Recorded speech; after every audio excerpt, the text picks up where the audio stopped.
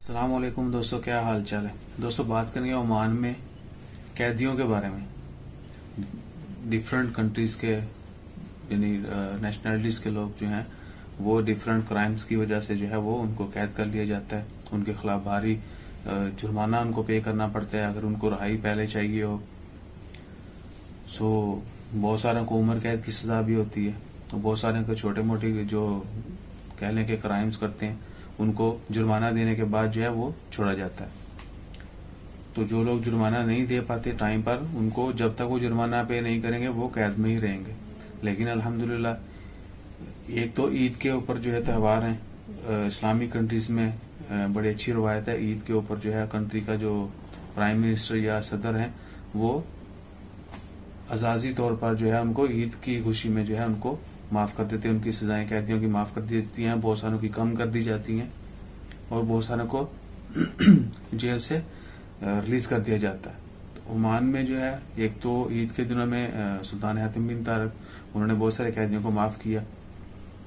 अब ईद उल अजहा आने वाली है, वी होप सो कि इस ईद के मौका पर भी जो है वो कैदियों को रहा करें। लेकिन इस बीच ये तो हो गया गवर्नमेंट जो अपने तरीके से अपने तौर पे करती है, और बहुत सारे कैदी भी होते हैं जो इंतजार में रहते हैं कि कोई हमारे पैसे जमा करवाए या खुद से अरेंज करें। और बहुत सारे ऐसे भी हैं जिनका कोई अता पता नहीं है, जिनको कोई मिलने नहीं आता या जिनका इधर है कोई नहीं। देखो हम बहुत सारे एक्सपर्ट्स हैं। उन तमाम लोगों को हेल्प करने के लिए ओमान के अंदर एक इदारा है फेक कुर्बा। अगर मैं प्रोनाउंसिएशन गलत कर रहा हूं तो प्लीज करेक्ट इट। फेक कुर्बा जो है उसके नाम से एक इदारा है, वो कैदियों की रहाई के लिए जो है वो इकदाम करते हैं। उनके लॉयर्स हैं, वो डिफरेंट लॉयर्स जो हैं वो काम करते हैं। उनके जो केसेस हैं उनके ऊपर डिफरेंट कोर्ट्स में जाते हैं। वहां से हर चीज तमाम डॉक्यूमेंट्स तमाम मामला तय पाने के बाद इवन के जुर्माने भी जमा करवाए जाते हैं।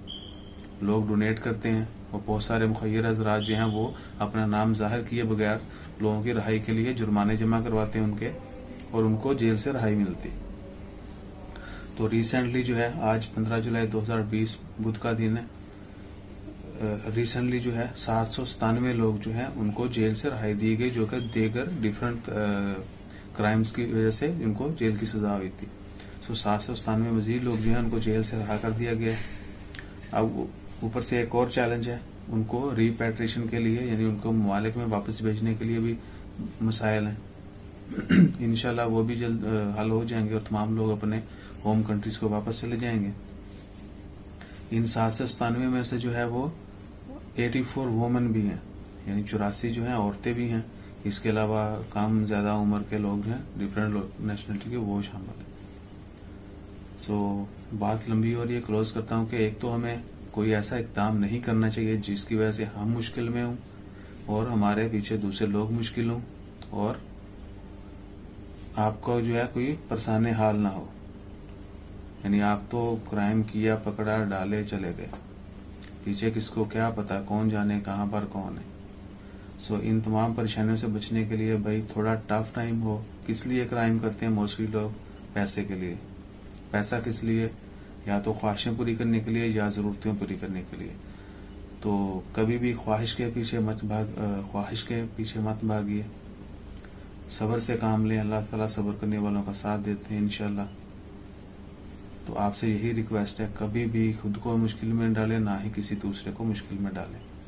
और जो लोग हेल्प करते हैं मुश्किल वक्त में, जाहिर है जो लोग फाइन ना पे करने की वजह से जेल में रहे, मुखैर हजरात ने, इन इदारों ने उनकी मदद की, अल्लाह ताला उनको इस कार्य खैर का सिला दे और हमेशा जो है ऐसे लोगों को कायम रखे ताकि वो मुश्किलात में लोगों के काम आते रहें। तो बात क्लोज करता हूँ, सिंपली सब लोग अपना ख्याल रखें, दुआ में याद रखें, मुश्किल वक्त में एक दूसरे का जरूर ख्याल रखें। हमेशा जो है जो यकीन है अल्लाह ताला पर रखें। हर चीज का होना जो है अल्लाह ताला के रजा से है। Always be positive. दुआ में याद रखेगा। जज़ाकल्लाह। अल्लाह हाफिज।